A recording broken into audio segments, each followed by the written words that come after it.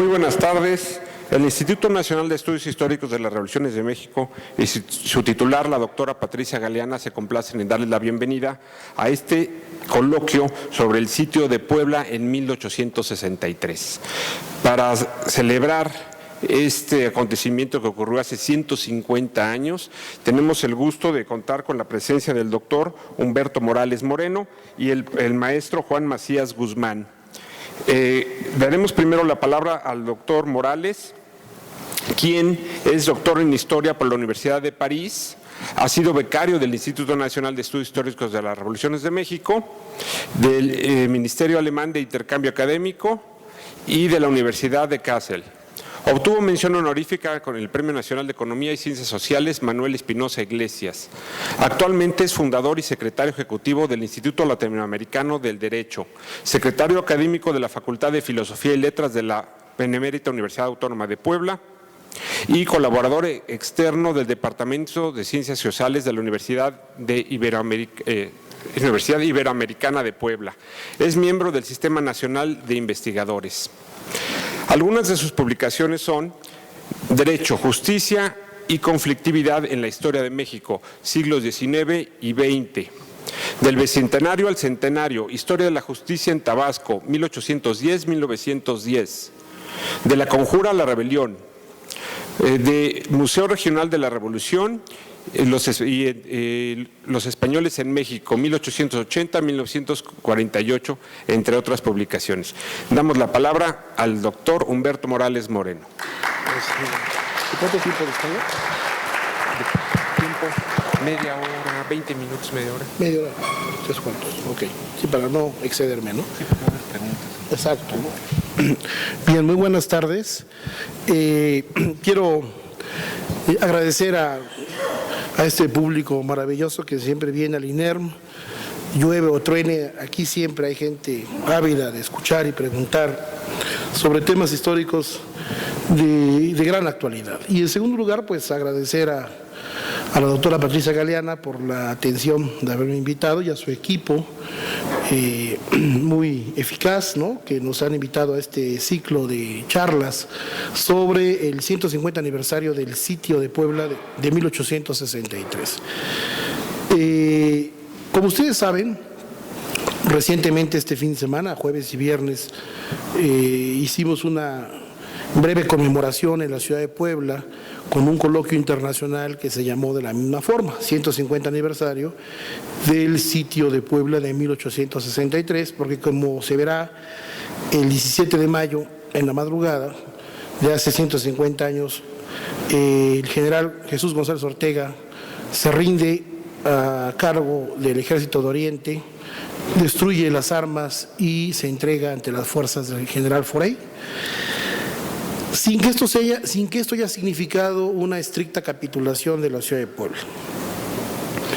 Y por lo tanto, este hecho histórico, ¿no?, muestra el inicio formal, desde el punto de vista militar, de la intervención francesa en México, porque con la rendición de la Plaza de Puebla, las fuerzas invasoras de Forey, pues despejaron el camino que los lleva a tomar la Ciudad de México. Bien, yo voy a hablar muy rápidamente, no del sitio, porque para ello el colega que me va a preceder seguramente lo va a hacer con más detalle, pero sí voy a hablar de un personaje importante, no solamente del sitio del 63, el tremendo sitio de 62 días, sino que fue un gran personaje desde la batalla del 5 de mayo.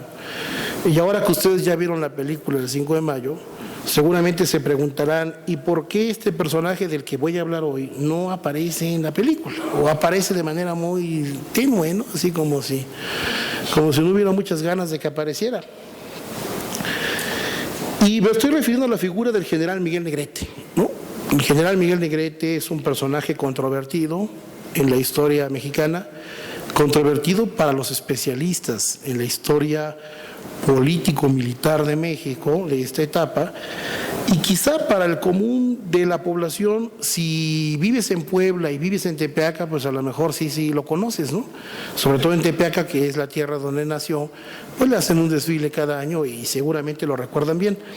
Pero si uno no está en ese ámbito, la figura de Miguel Negrete pues pasa como la de uno más, ¿no? De un militar más que junto con Zaragoza, Berriozábal y otros más, ¿no? Enfrentan a las fuerzas de Lorenzés en los cerros de Loreto y Guadalupe, y ¿no? Y no más, ¿no?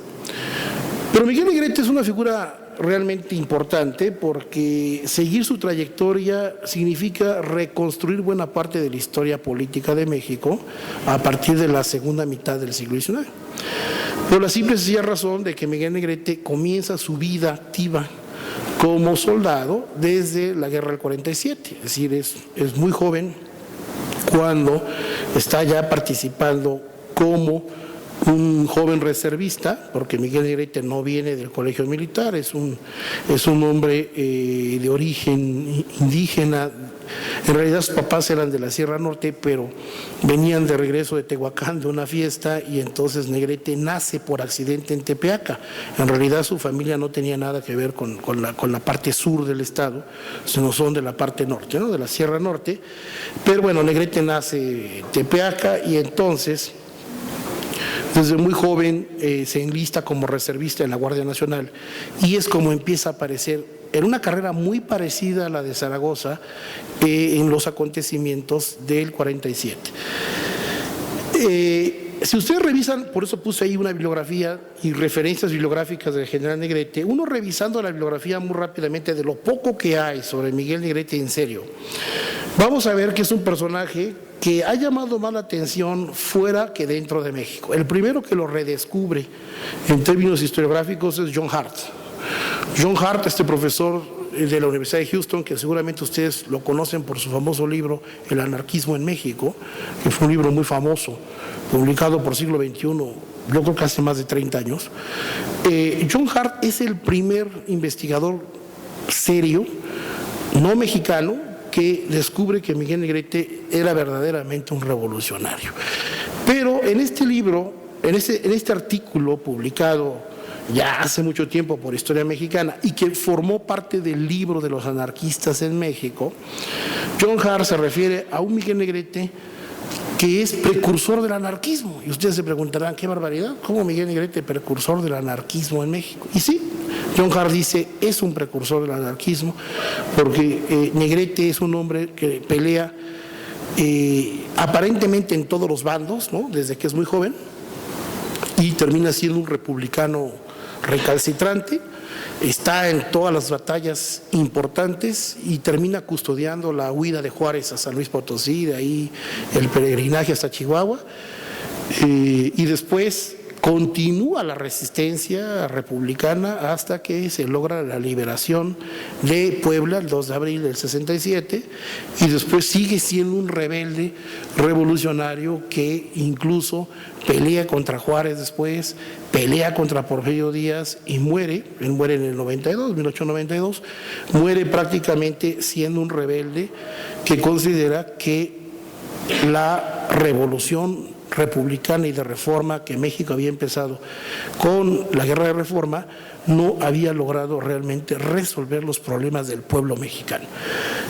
Bueno, después de John Hart podemos encontrar una serie de textos, pero el que más me llama la atención de esta vieja bibliografía es la publicación de las memorias del general Negrete, que aquí está citado, por su hijo Doroteo Negrete. De hecho, ahí traigo un ejemplar del original, es un texto que se publicó en Puebla en 1935, y es la memoria que su hijo hizo, ya obviamente habiendo pasado más de 30 años de la muerte de su padre, en la cual, en esta memoria, el hijo tuvo la fineza de reunir una gran cantidad de documentos. En realidad, más que la memoria de Miguel Negrete, es un libro de documentos, que después voy a proyectar ahí una lista de las fuentes históricas a las que hace referencia su hijo, donde trata de explicar esto que él pone, la verdad ante la figura militar de don Miguel Negrete. Y uno se preguntará, ¿por qué sacan una memoria? ¿Por qué el hijo edita una memoria que dice la verdad ante la figura? ¿Qué es lo que estábamos cuestionando en la Miguel Negrete? ¿O qué es lo que la historiografía de la época del Porfiriato y de la Revolución no le perdonan a Miguel Negrete? ¿Por qué esta idea de la verdad ante la figura? Y si uno revisa las memorias publicadas por el hijo, las cartas, los documentos, etcétera, etcétera, uno llega a la conclusión que este texto, hasta cierto punto apologético y agiográfico sobre Miguel Negrete, lo que intenta es demostrar que Miguel Negrete no era ningún chaquetero, para decirlo con esas palabras, ¿no? Porque de lo que se le acusaba a Negrete era precisamente de eso, que había sido un hombre que había peleado, pronunciándose a favor de Zuloaga, ¿no?, cuando estábamos en la Guerra de Reforma, y que había peleado contra las fuerzas de Juárez y por lo tanto era un conservador, ¿no? Y ya ven ustedes que viniendo de la boca de los liberales del siglo XIX, hablar de conservador era más terrible que cualquier otra cosa. Ser conservador era ser reaccionario, ser monárquico, ser imperialista, traidor y todo lo que le sigue, ¿no? Todavía ese lenguaje en México todavía se sigue dando, ¿no?, a un nivel historiográfico, afortunadamente ya no dominante, pero todavía hay cierto tufo, ¿no?, en la historiografía mexicana política, de decir los traidores, los conservadores, los monarquistas, los salta para atrás en el sentido político, no en el sentido virreinal, porque eso es una connotación racial, y los cangrejos, ¿no?, en fin. Entonces, a don Miguel Negrete se le acusaba de ese pasado conservador, apoyando a Zuloaga, y que finalmente se encuentra por milagro, ¿no?, ya ven que luego nuestros narradores descubren la historia de una manera muy rara, y resulta que está peleando en Calpulalpan contra las fuerzas de González Ortega en el 61, y en Calpulalpan se topa con Zaragoza, ¿no?, que Zaragoza es el cuartel maestre de González Ortega, y en esa batalla que ganan las fuerzas liberales, ¿no?, Zaragoza aparentemente recluta a Negrete, ¿verdad?, y le pide que se una al bando liberal, al bando republicano, porque es inminente el problema de la crisis del gabinete de Juárez y es inminente el problema de la deuda y por lo tanto la posibilidad de un enfrentamiento internacional. Entonces Zaragoza aparentemente convence a Negrete, y de ahí la famosa frase que se le atribuye a Negrete, aunque no está comprobada en ningún lado, pero que está como epitafio. Es uno de los 3 epitafios de la tumba de Negrete en la rotonda de los hombres ilustres, ¿no? Primero patria que partido.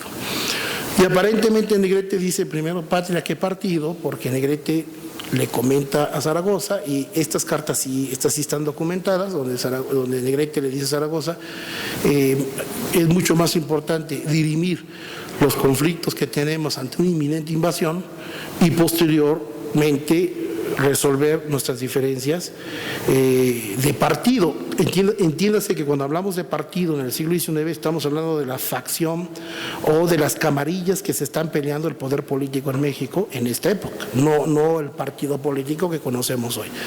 Y entonces Negrete se suma a la causa republicana y empieza una historia heroica que comienza con el Cerro de Guadalupe, ¿no?, y el Fuerte de Guadalupe el 5 de mayo del 62, se ratifica en el sitio del 63 en Puebla, cuando Negrete está con su batallón en la plaza de la ciudad de Puebla resistiendo el embate francés en Santa Inés y en los alrededores, y que culmina con el 2 de abril del 67, cuando Negrete aparece acompañando a Porfirio Díaz, tomando la plaza de Puebla, sacando al último bastión del imperio y por lo tanto proclamando la restauración de la República.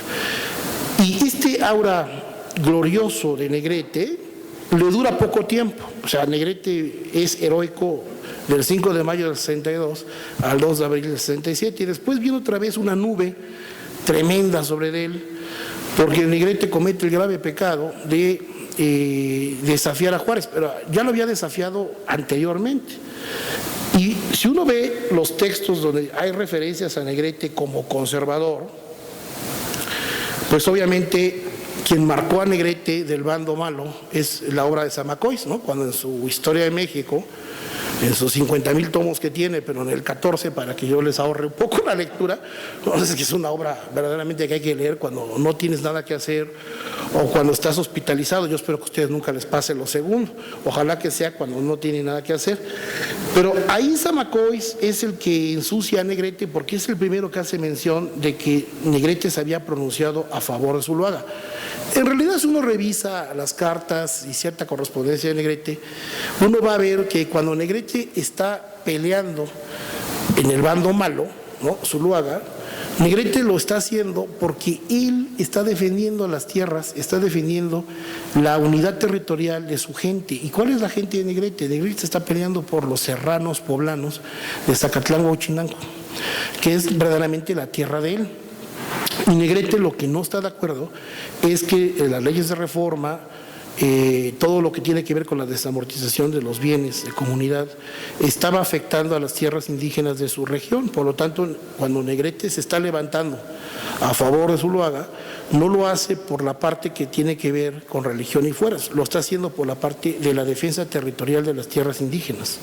Esto es lo que John Hart fue el primero que lo descubrió, pero ya revisando más con lente las fuentes locales, vemos que en realidad Negrete es un líder regional campesino y está intentando defender esos territorios, y por eso considera que las leyes de reforma tienen una parte que no se puede aplicar porque era afectar a los bienes de comunidad. Y entonces después vamos a ver que Villaseñor y Villaseñor en sus estudios históricos, en el tomo 1, narra el combate de Jamapa, en donde Negrete se está enfrentando a Benito Juárez abiertamente. Y si uno, bueno, y vienen aquí una serie de textos que narran su vida, estos son la parte heroica, ¿no? Santibáñez, Carrión y Salazar narran un Negrete heroico, que es el que entró al 5 de mayo, que es el más conocido. Y luego ya un historiador profesional, Guy Thompson, en su tremendo libro sobre Lucas y la Sierra de Puebla, que es un excelente trabajo, él ahí toca otra vez al tema de Negrete y lo ubica como líder serrano, que es comandante y gobernador provisional del estado de Puebla, con sede en Huachinango, precisamente como consecuencia del sitio de Puebla. Y ahí voy a hacer yo una explicación con más detalle más adelante. Bien, hay una serie de tesis, ¿verdad? Una tesis que se publicó apenas, ¿no?, del 6º Batallón de la Guardia Nacional, de Venancio Patlán, y en esta tesis se corrobora que Negrete efectivamente logra armar la resistencia en Huachinango cuando terminó el sitio, se queda como gobernador provisional nombrado por Benito Juárez, y después Juárez le pide que se traslade a San Luis Potosí para ayudarlo a hacer su escolta, porque Juárez tenía miedo de que en el camino a San Luis los franceses lo pescaran. Entonces, uno diría, si uno se queda con esta bibliografía, que es prácticamente lo que hay sobre Miguel Negrete, y uno revisa las cartas, los documentos de sus memorias, que ahora las tenemos accesibles y de hecho las vamos a editar en una edición especial, cotejando la documentación, uno descubre cosas fascinantes. La primera es que Negrete le está escribiendo a varios de sus amigos, entre ellos le está confesando a Berriozábal, justamente en el 61-62, las razones por las cuales se unió a Zaragoza en el 5 de mayo. Razones que no sabíamos, no teníamos claro cuáles eran. Y una de las más importantes es que lo que Negrete no soportó de las fuerzas de Leonardo Márquez, que trabajaba para Miramón ya desde la Guerra de 3 años, ¿no?, es el asesinato de Santos Degollado y de Melchor Ocampo. Eso es lo que Negrete no soportó. Y afortunadamente su hijo nos pone la carta, ¿no?, donde Negrete narra y dice: decidí dejar por la paz el movimiento de Miramón, a quien yo admiraba, decía Negrete. Yo a Miramón lo admiraba como militar porque era un excelente militar, pero decidí romper con él porque el asesinato de Melchor Ocampo y Santos Degollado es una canallada, eso no se hace, ¿no? Eso es jugar en contra de los intereses de la patria, y por esa razón decidí abandonar el bando de Miramón, porque considero que ya su ambición por el poder es otra cosa muy distinta a pelear por un proyecto de nación.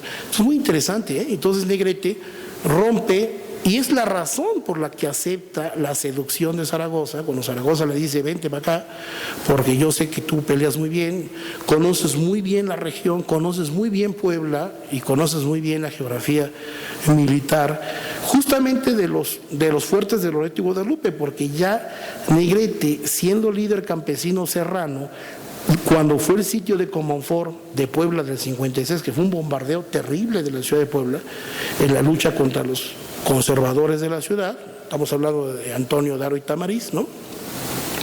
Negrete sale a apoyar a las fuerzas de Haro y Tamariz y crea una fortificación en Guadalupe. Es decir, ya desde el 56-57 Negrete conoce los fuertes. De hecho, él es el que ayuda a fortificar Guadalupe desde el 57. Y entonces Zaragoza conoce muy bien esto y Zaragoza por eso le pide que se una al bando republicano para pelear, ¿no? Cosa que Negrete acepta, y cuando dice primero patria que partido, yo creo que Negrete estaba pensando no solamente en la posible invasión, está pensando en una guerra civil donde el bando al que supuestamente él servía había traicionado esos principios por la manera vil en que Ocampo y Degollado fueron asesinados. Segunda idea. Viene la batalla del 5 de mayo, y ustedes saben mucho de la batalla del 5 de mayo, no se los va a contar. Y ya vieron la peliculota, ¿no? Entonces ya están saturados de Zaragoza y todas esas cosas. La verdad que a mí Lorenzés no me gustó cómo lo representaron ahí, pero bueno, vamos a dejarlo en paz. Pero tenemos otra sorpresa. Termina la batalla del 5 de mayo, vienen los dos partes de guerra de Zaragoza, el del 5 de mayo por la tarde-noche y el del 9 de mayo. El primero dirigido al ministro de la guerra, el general Blanco, y el segundo dirigido a Juárez, en donde está también un cambio de palabras, porque en el primero dice las armas del supremo gobierno se han cubierto de gloria, y en el segundo dice las armas nacionales se han cubierto de gloria. Zaragoza está inventando la identidad nacional al hacer coincidir el gobierno de Juárez como las armas nacionales. En parte tenía razón, porque en Puebla, en la batalla del 5 de mayo, va a pelear la mitad del país. No es la batalla de Puebla, yo por más que insisto en Puebla, señores, no es la batalla de Puebla, es la batalla de México. En los fuertes de Loreto y Guadalupe. Pues, el ejército de Oriente está compuesto por batallones que venían de 10 estados de la República en un país que en aquel entonces tenía 24. Entonces, era una batalla nacional, no era la batalla de Puebla. Puebla contribuyó con el 6º batallón de Tetela, Xochapulco, del distrito de Zacapoaxtla, pero en realidad tenemos a Michoacán, a lo que hoy es el Estado de México, los lanceros de Toluca, tenemos las fuerzas de Mariano Escobedo que vienen de Monterrey, en fin, Guanajuato, etcétera, ¿no? Es decir, es una batalla nacional. Pero bueno, lo importante ahí es que cuando Zaragoza da sus partes de guerra y luego da su parte de guerra general, Zaragoza reconoce a 3 grandes personajes, ¿no? Reconoce la actuación brava de Porfirio Díaz, quien es discípulo de Ignacio Mejía, comandante militar oaxaqueño que es el que refuerza a Zaragoza, sobre todo en Loreto. Reconoce a Berriozábal y reconoce a Negrete. Zaragoza menciona a Negrete como un gran soldado y que prácticamente es el que se había encargado de Guadalupe. Pero no pasa más de ahí la mención. Negrete es condecorado, lo que ustedes quieran, pero no hubo mucho más mención sobre Negrete. ¿Quién me rescata a Negrete de la oscuridad? Es Lorenzés. En las cartas a su esposa, que no están publicadas, no se conocen en México, pero yo espero que ya pronto las podamos publicar, están en Francia, y ahí Lorenzés, en las cartas a su mujer, narra su visión de la derrota. Y entonces le dice a su mujer, debo reconocer que lo que me pasó en Guadalupe es obra de Miguel Negrete, porque él fue el que diseñó la zanja en la que se cayeron mis soldados. Ahí Negrete perdió más de 350 soldados.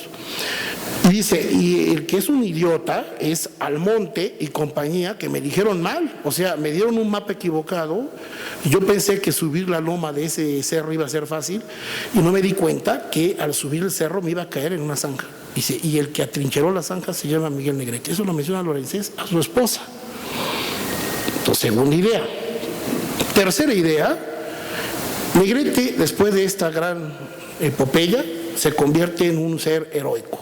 Ya todo el mundo se le olvidó que supuestamente peleaba con Zuloaga, y está perdonado por Juárez, es un gran republicano. Como están perdonados muchos otros que también habían sido conservadores, se habían pasado al lado republicano. Bien, 63. Negrete está otra vez de regreso con las fuerzas de González Ortega, habiendo muerto Zaragoza el 8 de septiembre del 62. Y González Ortega le pide a Negrete que se encargue de la plaza central de Puebla y que esté vigilando Loreto y Guadalupe, porque Negrete es el maestro de los cerros. Negrete cumple su trabajo y hace una resistencia impresionante. De los 62 días, Negrete literalmente peleó palmo a palmo contra las fuerzas de Forey. ¿Y qué va a pasar? Cuando junta González Ortega a su estado mayor, dice, señores, llegó la hora de decir adiós porque ya no hay parque y no hay comida, y no vamos a poder aguantar más tiempo el sitio, mejor nos rendimos ahorita, destruimos el parque y nos entregamos como prisioneros de guerra del ejército francés y evitamos la capitulación de la plaza para evitar que Puebla sufra más de lo que ya está sufriendo. Señores, fírmenle. Y si ustedes observan el parte de guerra de González Ortega y la famosa carta que le lee a Forey, que todo el mundo la aplaudió porque fue un hecho sin precedentes en la historia militar, porque fue una rendición ejemplar, nunca se había visto, en Europa eso no se acostumbraba, bla, bla, bla. Hay un general que no firmó, fue Miguel Negrete, no firmó. ¿Y por qué no firmó Miguel Negrete? Porque Miguel Negrete le está escribiendo a González Ortega y le dice, yo no me voy a rendir, a ver cómo le vas a hacer. Yo no voy a rendir, rendirse es una humillación. No se puede rendir la plaza de Puebla, lo que hay que hacer es escapar por la noche, llevarnos el armamento y jugárnosla. Si nos matan, que nos maten. Pero aquí nadie se rinde. El único que no se rindió fue Negrete y se llevó sus armas. Y ya en las memorias le explica lo que el hijo recupera, explica cómo fue que se escapó. Negrete se escapa en la noche cuando van a entregar la plaza con armamento y él tenía monedas de oro. Con esas monedas de oro compró a oficiales franceses para que lo dejaran ir y lo dejaron ir. Oro es oro. Aquí en Francia, no vayan a pensar que nada más el billete se lo clavan de este lado, también se lo clavan de aquel lado, nada más que de otra forma. Entonces, oro es oro. Negrete compra su salida, se lleva a 2, 3 huestes, se lleva su armamento y se va a refugiar a Huauchinango. Y no aceptó la rendición del sitio de Puebla, se quedó guardado. Negrete después se comunica con Juárez y le dice, nómbreme gobernador de Puebla en resistencia. Y Juárez lo nombra gobernador de Puebla en la resistencia justo en el 63, en mayo. Y ahí Negrete organiza la resistencia y dice, los franceses aquí no van a pasar, a ver cómo le van a hacer. Claro, Juárez estaba tan mal pertrechado, tenía muy poca defensa militar en torno a él, aparte se estaba peleando el gabinete, porque como ustedes saben, en el 63 le piden la renuncia a Juárez, parte de su gabinete, Negrete también se la pidió, pero Negrete, según lo narra su hijo, le dice a Juárez, yo le pido con todo respeto que renuncie al cargo de presidente de la República por una razón fundamental. Usted no sabe pelear, usted no es militar. Necesitamos un presidente militar que organice la resistencia nacional y saquemos a los franceses. Usted no lo sabe hacer. Imagínese decirle a Juárez en ese tono, usted no sabe pelear. Fue el fin de Negrete.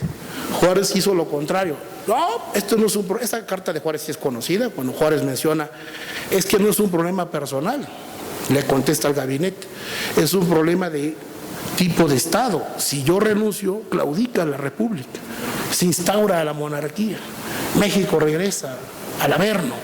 Yo no puedo renunciar porque yo encarno la República. Bueno, y no renuncia, se arma una crisis del gabinete tremenda que está estudiada. Y Negrete se tiene que aguantar porque es un republicano ante todo, por eso digo que de chaquetero no tiene nada. Y entonces Negrete se pone a la disposición de Juárez. ¿Cómo habrá estado la cosa de difícil para Juárez?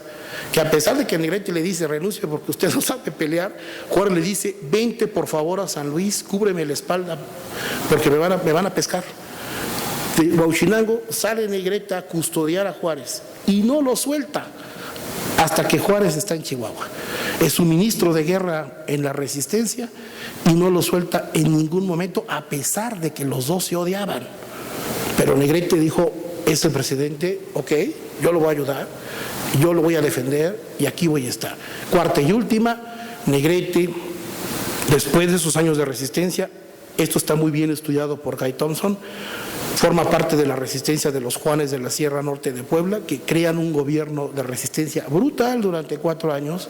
Los franceses piden por la cabeza de Negrete, Forey sabe que Negrete está vivo, que se le fue vivo, que no lo pudo pescar, y organizaron durante 4 años, primero con la Armada Francesa, luego con la Brigada Austriaca y Belga, que es la que trae ya Maximiliano, se internan en la Sierra Norte de Puebla con la idea de fusilar a Negrete.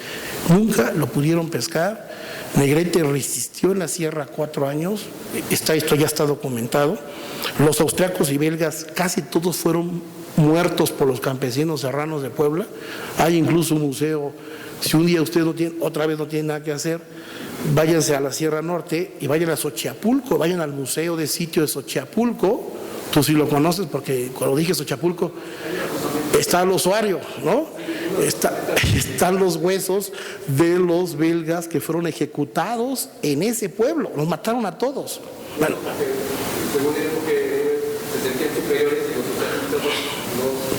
yo creo que hasta se los comieron un poco.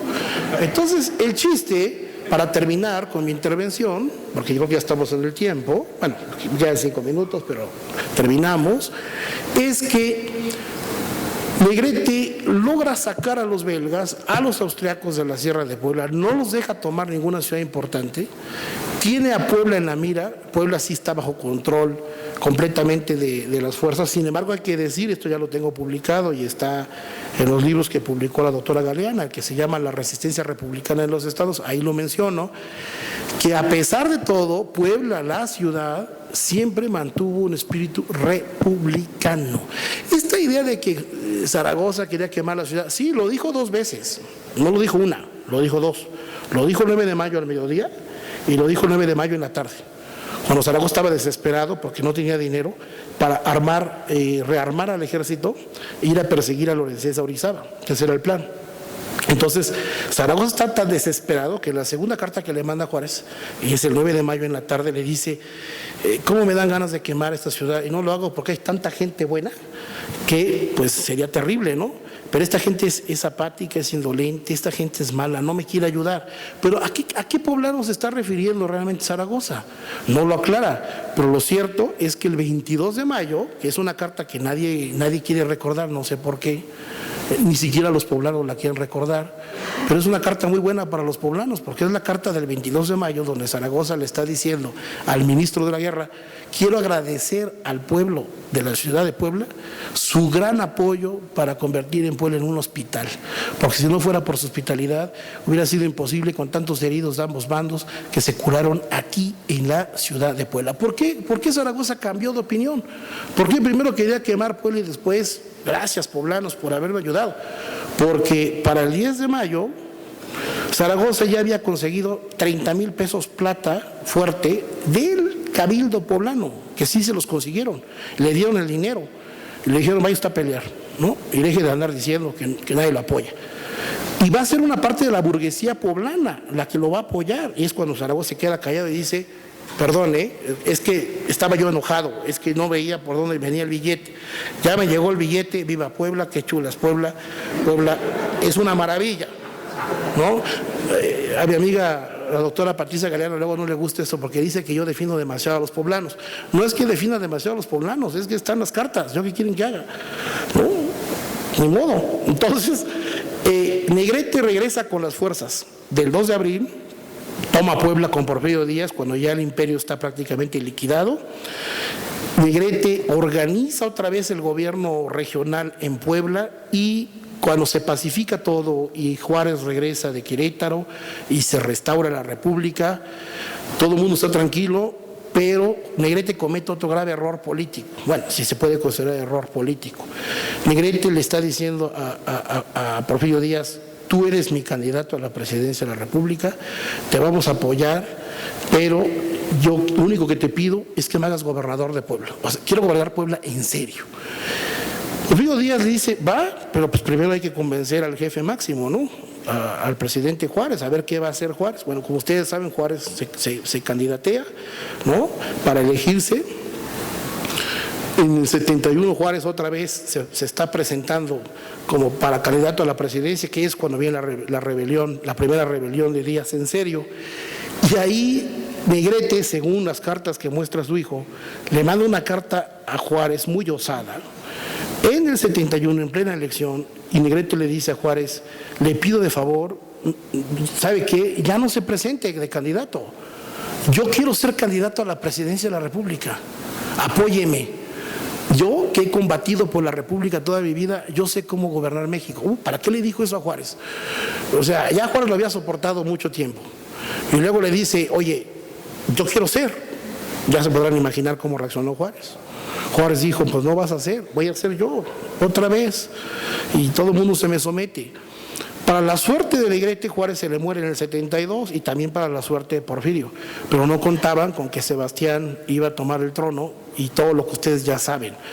¿Qué pasa? Negrete va a apoyar a Porfirio Díaz incondicionalmente. Esa rebelión que va a durar hasta el 76, Díaz logra finalmente con Tuxtepec dar el golpe final, sacan a Iglesias y se crea el gobierno provisional. Después se hace elegir presidente Porfirio Díaz de manera legal. Y entonces es cuando Díaz le pide a Negrete pues, que se desarme. ¿Sabes qué? Ya llegamos a lo que queríamos. No hay sufragio de acuerdo a la Constitución del 57, es un sufragio universal indirecto y no va a haber reelección indefinida, no te preocupes. Y Negrete dice, me parece muy bien, déjame en la sierra, se queda en Huachinango, pactando con Cravioto. De hecho, Negrete y Cravioto son los fundadores del Estado de Hidalgo, en realidad ellos son los que lo fundan, en una negociación con Juárez en el 69. Y Negrete está muy tranquilo hasta que se da cuenta que su amigo sí se está reeligiendo, ¿no? Cuando después de González regresa Díaz y en el 84 otra vez, Negrete se levanta en armas en la Sierra Norte de Puebla y acusa a Porfirio Díaz de traidor. Dice, tú eres un traidor. En eso no habíamos quedado. Si peleamos contra Juárez por su tentación de la silla, ahora resulta que tú estás peor. Y entonces Negrete pasa el resto de su vida financiando, ¿qué? Periódicos populares, llamando al pueblo a la rebelión. Hay uno solo, con eso termino, se llamó la Revolución Social, que lo crea ni más ni menos que el papá de Aquiles Cerdán. Manuel Cerdán funda en 1978 la Revolución Social, ese es el nombre del periódico. Y Negrete es uno de los financieros del periódico, y Negrete se dedica a apoyar a todos los rebeldes de Puebla y de la Sierra, denunciando al mal gobierno, a la dictadura de Díaz, de que esto estaba mal hecho, de que México tenía que ser un país de revolución social, campesina y proletaria, y ahí empieza el tufo de socialismo libertario y de anarquismo, que es el que rescata John Hart en su libro. Negrete fue tan importante en la vida de Manuel Cerdán, que Manuel Cerdán y Alberto Santa Fe, que era otro militar, que también tenía ligas con el anarquismo, van a crear el primer movimiento anarquista en Puebla, que desemboca en el movimiento de Aquiles Cerdán. Y una vez aprovecho para decirles, también es un libro mío que ya está publicado, que el movimiento cerdanista de Puebla no es maderismo, no es el maderismo en Puebla, es el anarquismo libertario poblano, cuya una de sus raíces está en la figura todavía misteriosa de Miguel Negrete. Muchas gracias.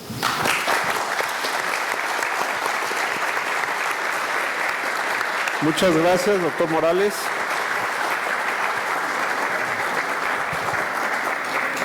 Ahora vamos a tener el gusto de escuchar al maestro Juan Macías Guzmán, que nos va a hablar sobre la verdadera batalla de Puebla. Algo mencionó el doctor Morales, supongo que por ahí va a ir el compañero.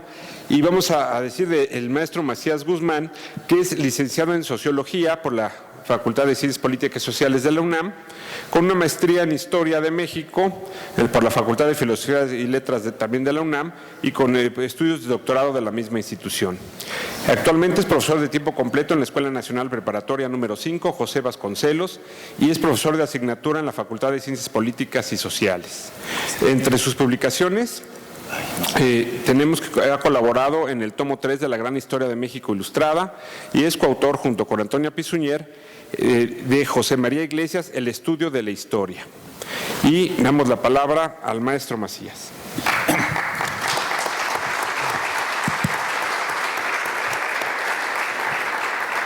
Bueno, muchas gracias. Agradezco la invitación. ¿No se está esto? Bueno, íbamos a pasar unas figuras, pero ya se nos desordenaron todas. Así pasa, ¿no? Esa es voy a hacer algunos comentarios sobre esto del sitio de Puebla, ¿no? Miren, esto de la verdadera batalla de Puebla, esto puede hacerle ruido a alguien, pero la idea no es mía, la idea es del maestro Vicente Quirarte, que alguna vez decía que el sitio de Puebla quizás era la verdadera batalla, sin demérito, por supuesto, del 5 de mayo, sino por la duración, por la cantidad de contingentes que intervinieron, que bueno, está pasándose solo eso, ¿verdad? Vamos a pararlo mejor, ¿no? Porque si no se va a estar distrayendo. Decía yo, por la cantidad de contingentes, por la duración, por las operaciones militares, y esto sí, sin demérito del 5 de mayo, ¿no? Como ustedes saben, sí, ya se comentó, se cumplieron 150 años del sitio de Puebla, con el 17 de mayo, con la rendición de los generales, los jefes, los oficiales y los elementos de tropa del ejército mexicano que defendieron la plaza. Constituye, creo yo, uno de los hechos de armas más notables, no solo de la historia mexicana, sino de la historia militar en general, ¿no? Por la heroica defensa realizada por el Cuerpo de Ejército de Oriente, como por la magnitud de las operaciones que tanto los defensores como los sitiadores llevaron a cabo, ¿no? Entonces, en estas líneas pretendemos conocer, así sea de una manera sucinta, los pormenores del sitio, vamos a reflexionar sobre él, desde luego a la luz también de lo que se ha hecho en cuanto a la historia militar, que a mí es un tema que me parece apasionante, ¿no? Bueno, después de la derrota del 5 de mayo, ustedes vieron ahí una escena, estaba al revés, sobre el 5 de mayo, el curso de la guerra que Francia desató en México tuvo que ser replanteado por ambos países, ¿no? Ya sabemos las razones por las que Francia había intervenido, extender la influencia francesa en América, frenar la expansión de Estados Unidos. Había Francia buscado aprovechar en beneficio propio la circunstancia de la guerra civil en Estados Unidos, el pretexto lo conocemos también, ¿no? El cobro de deudas. Después se sabría que pues ese no era el objetivo real, ¿no? Para principios de 1862, efectivamente, se encontraba ya el cuerpo expedicionario, 6,000 soldados al frente, al mando del general Lorenzés, que en efecto yo coincido con el doctor, no es esa la figura, lo que muestra la película, está llena de errores la película, y lo que muestra no es la figura de Lorenzés, las insignias tampoco son las insignias, la fisonomía de los generales tampoco es la de los generales, en fin, ¿no? La secuencia de la batalla tampoco es esa, en fin. Llegaba precedido de un gran prestigio después de sus intervenciones en las guerras de Crimea y de Italia entre 54 y 56 y 1859, ¿no? Después de ambas contiendas, Francia parecía haber vuelto a ser la potencia militar que había sido en tiempos de Napoleón I, tío del emperador, ¿no? Lo más probable es que Luis Bonaparte, como le llamaba Karl Marx, no lo supiera, pero estaba aplicando una de las expresiones más célebres del que para los franceses era el genio maldito del ejército prusiano y cuyas ideas se estaban aplicando en la reforma militar que Prusia llevaba a cabo en ese momento, que era el general Karl von Clausewitz, quien afirmó una frase que es conocida, se ha vuelto lugar común, pero no pierde validez. La guerra no es otra cosa sino la continuación de la política por otros medios. La guerra es política. Y que la guerra es un medio serio para conseguir un objetivo serio. Es un acto político y lo que está realizando Napoleón desde su ascenso al poder tras la Revolución del 48 es política, finalmente, ¿no? Él se consideraba el legítimo heredero del designio napoleónico sobre Europa y para ello no había dudado en marchar a la guerra. En consecuencia, ese reposicionamiento sociopolítico y geoestratégico de Francia era el gran objetivo y la guerra era el medio. Entonces, tras el sitio de Sebastopol en Crimea y la campaña de Italia, Francia parecía haber resurgido de sus cenizas y el ejército francés se había convertido en una fuerza, o parecía haberse convertido en una fuerza prestigiada y respetada, ¿no? Además había tenido lugar una serie de modificaciones en el armamento, la famosa bala Minié, ¿no? Una bala en forma de ojiva que salía de un cañón de ánima rayada y podía ser disparada con mucha más velocidad. La guerra de Crimea es un antecedente muy importante para lo que voy a comentar sobre el sitio de Puebla, porque había implicado la realización de operaciones militares en un teatro muy lejano. Igual en 1860, también 60-61, una fuerza francesa había operado también en China. Pero Crimea había significado, la guerra en la península de Crimea había significado lo que podríamos llamar, algo que siguen haciendo las potencias, ¿no? Una guerra quirúrgica, porque se trataba de esterilizar a Rusia en su política expansionista en el Cáucaso, en el Mar Negro, en los Balcanes y en el Mediterráneo. Y uno podría preguntarse, bueno, ¿qué tiene que ver esto? ¿Qué tenía que ver Francia en esto? Pues la eventual presencia mediterránea de Rusia podría afectar los intereses expansionistas franceses en la región. Pero lo que le interesaba realmente a Napoleón era relanzar al imperio francés y establecer una balanza con Gran Bretaña, tanto en Europa como en otras latitudes, ¿no? De esa manera, un cuerpo expedicionario, al mando del mariscal Saint-Arnaud, que murió en la campaña, fue enviado a Crimea, sitió Sebastopol, un asedio que duró varios meses, hasta que la fortaleza de Malakoff fue tomada por el ejército francés. Esto, desde luego, pues volvía a cubrir de mucho prestigio a Francia, pero en esos años Federico Engels publicó una serie de artículos en donde hacía una crítica muy dura a la campaña militar francesa en Crimea, porque anticipaba algo que sucedería después en México. Parecía que la estrategia de Napoleón era solo dispersar sus tropas en diversos frentes y sacrificar, o sea, concentrar un número elevado de efectivos en un lugar donde había que sacrificar una gran cantidad de soldados con magros resultados y a veces ni siquiera esto. O sea, está anticipando lo que va a pasar en Puebla.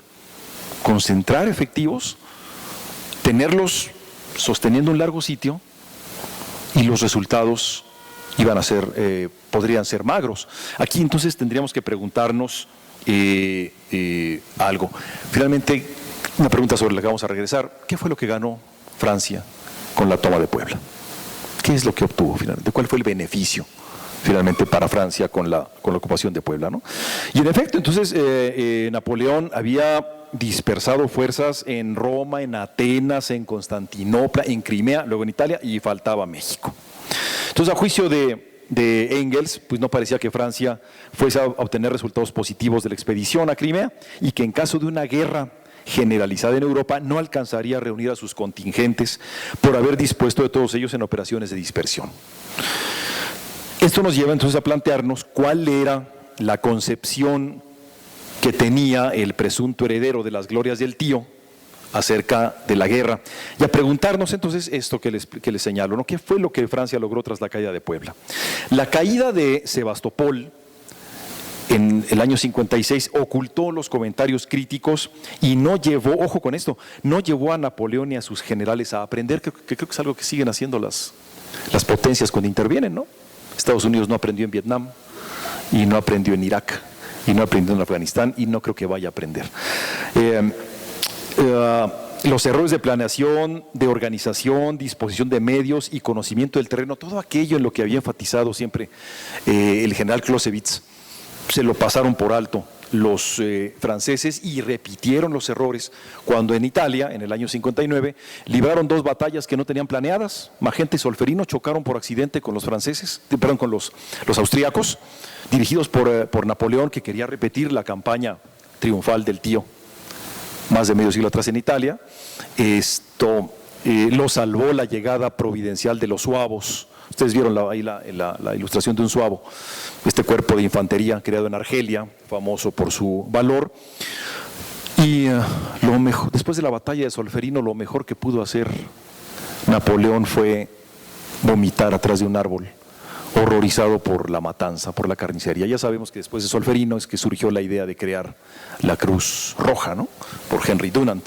Entonces, bueno, pues un comandante mediano que solo sabía dispersar a sus tropas, que no tenía el genio del tío y que, horrorizado por la carnicería, pues se avino a negociar con Austria el cese de hostilidades, ¿no? A pesar de todo esto, el hecho de enviar un cuerpo expedicionario a un teatro de operaciones tan lejano como México en principio no parecía representar mayor dificultad para el Imperio francés, ya que se daba por descontado que los mexicanos pues no iban a oponer resistencia, ¿no?, y que la sola presencia militar francesa sería suficiente para disuadirlos. Así que tal era la arrogancia con que los comandantes invasores se expresaban acerca de los mexicanos. La batalla del 5 de mayo, como ya sabemos, alteró los planes franceses y obligó al emperador a destinar un mayor número de efectivos. Probablemente en términos de diplomacia, de política, la empresa pareciera realista. Es algo que comentaba yo el otro día con la doctora Galeana. Sin embargo, en términos militares, la cadena de torpezas que el alto mando francés cometió frente a Puebla me lleva a considerar que subestimó el teatro de operaciones. Subestimaron el teatro de operaciones, pensaron que sería otra guerra quirúrgica y de corta duración. Así pensaban, originalmente Lorenzés pensaba que la campaña del 62 sería muy rápida, ¿no? Y que pues finalmente nunca contaron con que se empantanarían aquí. No solo, en el sitio de Puebla se quedaron empantanados. Y finalmente, en los siguientes 4 años se quedaron empantanados también, ¿no? Bueno, así estaban las cosas después del 5 de mayo y a partir de entonces hubo una serie de modificaciones. Como ya saben ustedes, el 8 de septiembre del 62 el general Zaragoza murió y lo sustituyó González Ortega, que ya había entrado en acción ante los franceses en la adversa maniobra del Cerro del Borrego frente a Orizaba el 13 de junio de 62, cuando trataron de desalojar a los franceses. ¿Por qué? Porque la estrategia de Zaragoza era, después del triunfo, era tratar de arrojar a los franceses hacia la costa, y para ello emprendió las operaciones militares en Orizaba. Los fracasos de Barranca Seca y del Cerro del Borrego hicieron dudar a Zaragoza acerca de la conveniencia de continuar con la estrategia o esperar en el altiplano. La muerte de Zaragoza finalmente interrumpió esto, pero González Ortega, que como ustedes saben era un militar que había ganado mucho prestigio, había nacido en Zacatecas en 1822, había hecho estudios de Derecho, se había dedicado al periodismo, había sido gobernador de su estado durante la Guerra de Reforma y se había hecho una figura de alcance nacional cuando obtuvo sus famosas 2 victorias sobre Miramón en Silao en agosto de 60 y luego en San Miguel Calpulalpan en diciembre de ese año, la toma de Guadalajara. También lo habían convertido en una figura de relieve. Durante algún tiempo fue el hombre que ocupó la Ciudad de México, fue ministro de Guerra de Juárez un tiempo. Y tras su renuncia se abocó a perseguir a estas gavillas, a lo que quedaba del ejército conservador, y que se habían llevado por delante a Santos Degollado, a Leandro Valle, a Melchor Ocampo.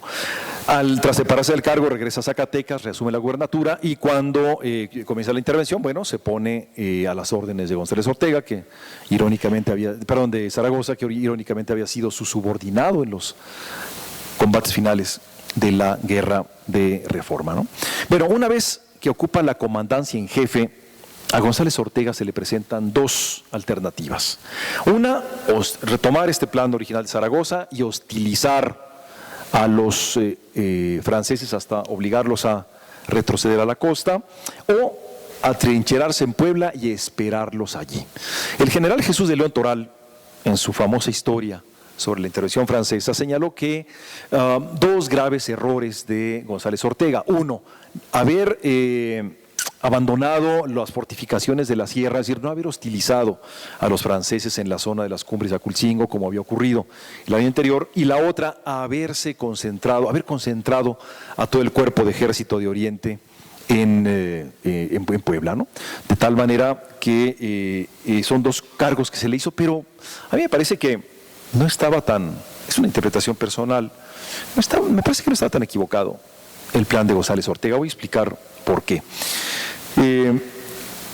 Quizás él privó en él la idea de que si se había logrado detener a los franceses el año anterior, se podría hacer de nuevo a base de forzarlo a gastar sus recursos, para luego, debilitado el enemigo, obligarlo a retroceder hasta la costa y una vez ahí quizás obligarlo a rendirse, es decir, prolongar el sitio.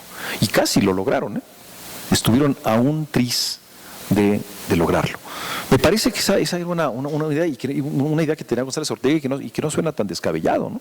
Sí, vaya, en términos así a primera vista, uno podría pensar, bueno, ¿por qué no hostilizó a los franceses en las cumbres si tenía esa ventaja? ¿Por qué decidió esperarlos en Puebla? Quizás por esto, para empantanarlos allí, es decir, que se repitiera lo que había pasado, no en Sebastopol, porque en Sebastopol finalmente sí fue tomada, sino, es una ironía, en la otra Zaragoza, la de España. Recuerden ustedes que Puebla había sido rebautizada, ¿no?, con el nombre del héroe del 5 de mayo, y entonces, pues la idea de crear una nueva Zaragoza. Recuerden ustedes que medio siglo atrás, en la Guerra de España, Zaragoza había sido sitiada 2 veces por los franceses y había sido dos sitios costosísimos en todos sentidos para el ejército de Napoleón I. ¿Por qué no repetir la experiencia? ¿No? Bueno, tomada la decisión, se abocó a hacer acopio de provisiones, de recursos humanos y materiales y financieros, y bueno, sí, a su mando estaba pues toda una playa de generales, jefes y oficiales, muchos curtidos en la guerra de reforma, algunos desde la guerra con Estados Unidos, y varios de ellos veteranos del 5 de mayo, ¿no? Bueno, para marzo del 63, en vísperas del asedio, se estimaba que el Cuerpo de Ejército de Oriente, el Cuerpo de Ejército es una división de lo que se conoce como ejércitos de operaciones, ¿no? Un cuerpo de ejército es una de las unidades que conforman al ejército de operaciones, que es todavía mucho más amplio, ¿no? Se estimaba que ascendía a la cantidad de 24.828 hombres, entre generales, jefes, oficiales, personal de tropa, que estaban divididos en 3.209 de caballería, 1.296 de artillería, 172 del personal sanitario y los demás eran de infantería. La infantería estaba formada en 5 divisiones que se encontraban de la siguiente manera. La primera al mando del general Felipe Berriozábal, con 3 brigadas. En la división actual de un ejército, una división se integra por 3 brigadas y 3 brigadas por 3 batallones. Y entonces, claro, esto luego puede ser muy dúctil, ¿no? Y quienes dirigían esas 3 brigadas de la primera división eran Porfirio Díaz, Pedro Hinojosa y Juan B. Caamaño. Luego la segunda estaba al mando de Miguel Negrete, de quien ya escucharon ustedes hablar, con 3 brigadas. La primera, esta sí tenía 4 batallones y las otras 2 tenían 3 batallones. Y al mando de cada una los generales Pedro Rioseco, Mariano Escobedo y Luciano Prieto. La tercera división estaba al mando del general Florencio Antillón, con 3 brigadas de 2 batallones cada una al mando de los coroneles Seferino Macías, Vicente Herrera y el general Mariano Rojo. La cuarta se componía de 3 brigadas con igual número de batallones y cada una, y al mando de los generales Luis Gilardi, que era un italiano que había venido a pelear a México, el español Nicolás Régules y el coronel Miguel Ausa, al mando del general Francisco Alatorre. Y la quinta la dirigía el general Ignacio de la Llave, con 3 brigadas, la primera de 4 batallones, la segunda con 3, la tercera con 2, bajo al mando de los generales José María Mora, José María Patoni y Eutimio Pinzón. Había una brigada de Oaxaca con Ignacio Mejía y grupos sueltos al mando del coronel Nicolás Prieto. Ignacio Mejía, de quien también ya escucharon ustedes, ¿no? La caballería la dirigía el general Tomás O'Joran, que después reconocería al imperio, y la formaba una división con dos brigadas, perdón, ¿no? Y también había otra serie de brigadas sueltas por ahí, ¿no? Con los generales Antonio Carvajal y Aureliano Rivera. La artillería la dirigía el general Francisco Paz con 101 piezas de campaña y 79 de sitio. Las piezas de campaña son más ligeras, las de sitio son mucho más pesadas, casi todas de ánima lisa, o sea, no eran rayadas. De fierro y bronce, de 4 a 24 libras, montadas sobre diversos tipos de cureñas, algunas móviles, otras inmóviles.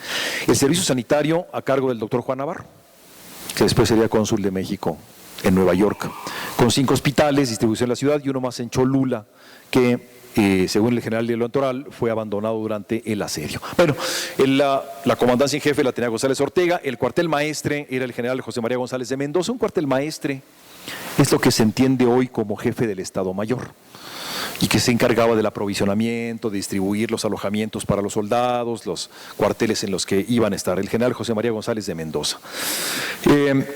El norte y el noreste de la ciudad los cubría la división del general Berriozábal, el oeste la del general Antillón, hacia el sur la del general Latorre, el este y el sureste la división del general de la Llave, el perímetro de la ciudad la división del general Mejía, y en la reserva con una división móvil, por eso tuvo tanto protagonismo también, la del general Negrete.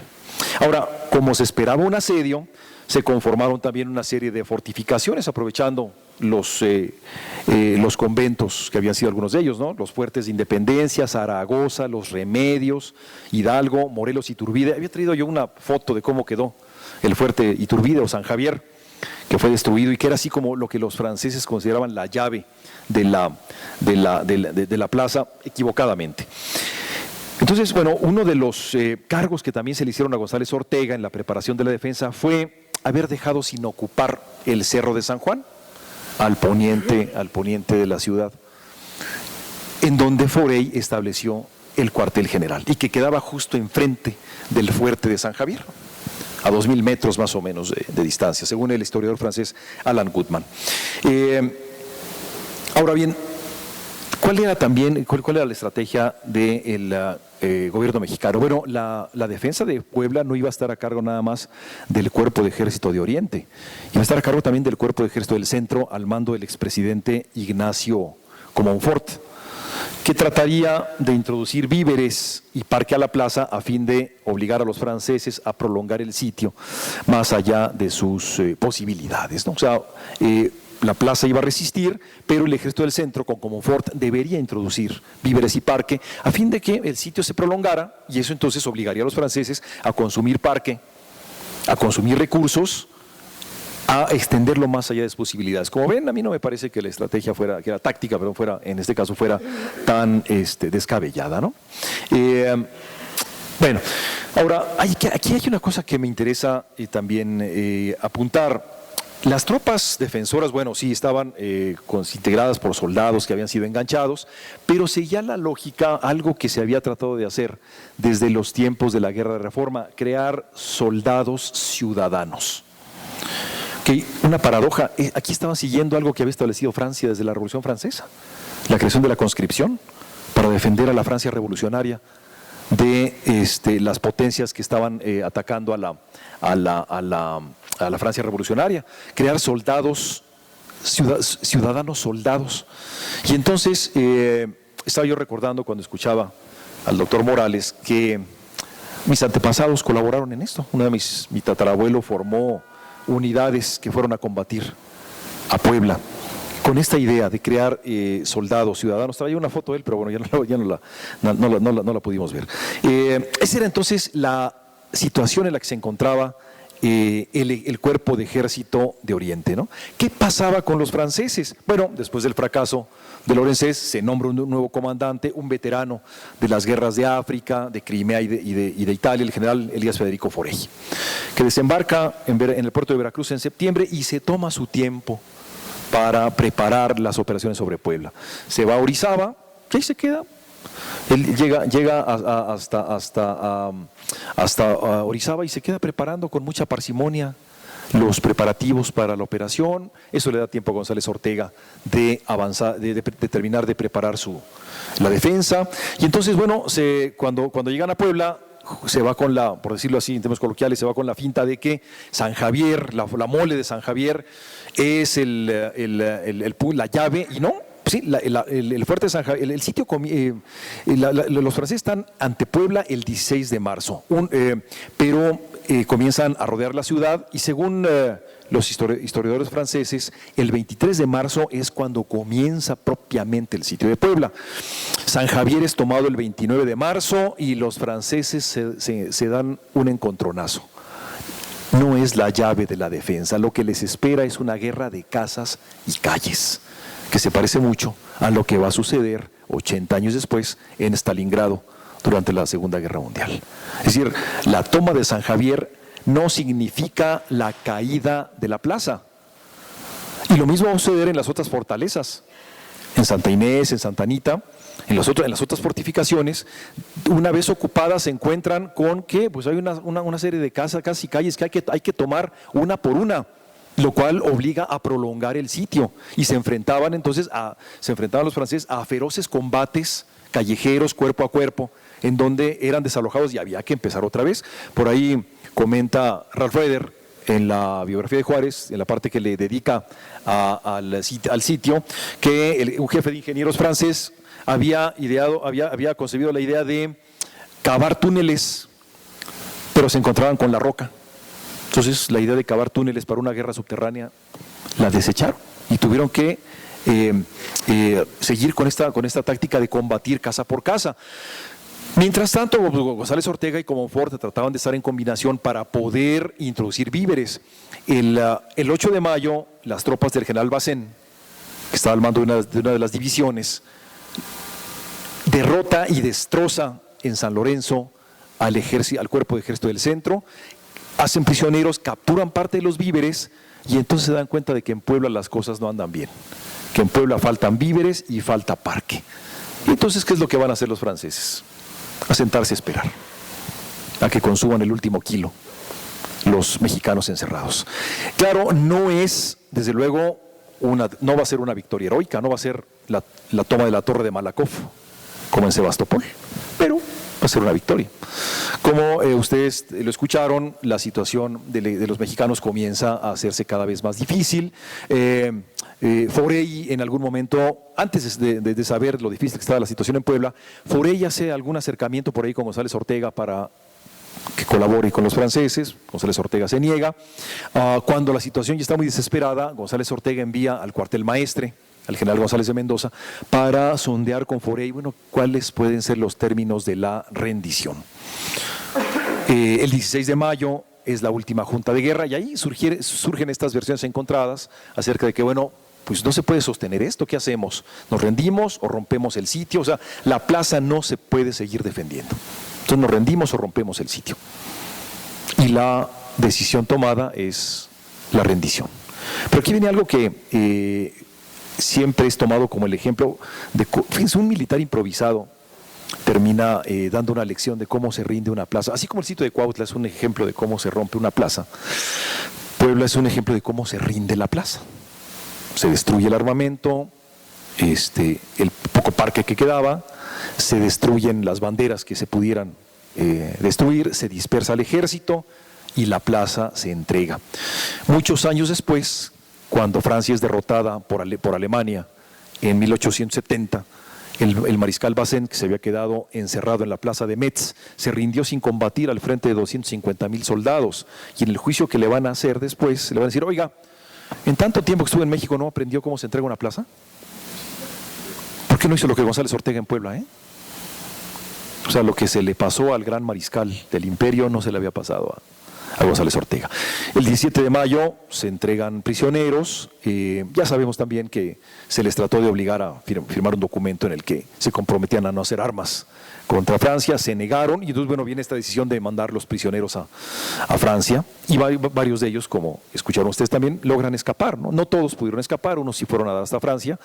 Los primeros que se escapan en Puebla, Negrete, Porfirio Díaz, Santillón, Berriozábal y Camaño son los primeros que se escapan y luego en el trayecto hasta Orizaba cerca de 800 y pico de generales, jefes y oficiales se escaparon y regresaron para combatir al imperio, ¿no? Entonces, Me parece que por todos estos aspectos, por la duración, por la magnitud de las operaciones, por la empecinada resistencia que ofrecieron los mexicanos, el sitio de Puebla es así la gran batalla de Puebla, sin demérito, por supuesto, del 5 de mayo. Un último dato, ya para terminar, porque el tiempo me está comiendo, le iba a decir al doctor Morales que mis antepasados colaboraron con Negrete en Nuevo León durante la guerra contra la intervención francesa. El general León Guzmán colaboró con Negrete cuando estaban organizando la resistencia en el noreste del país. Muchas gracias.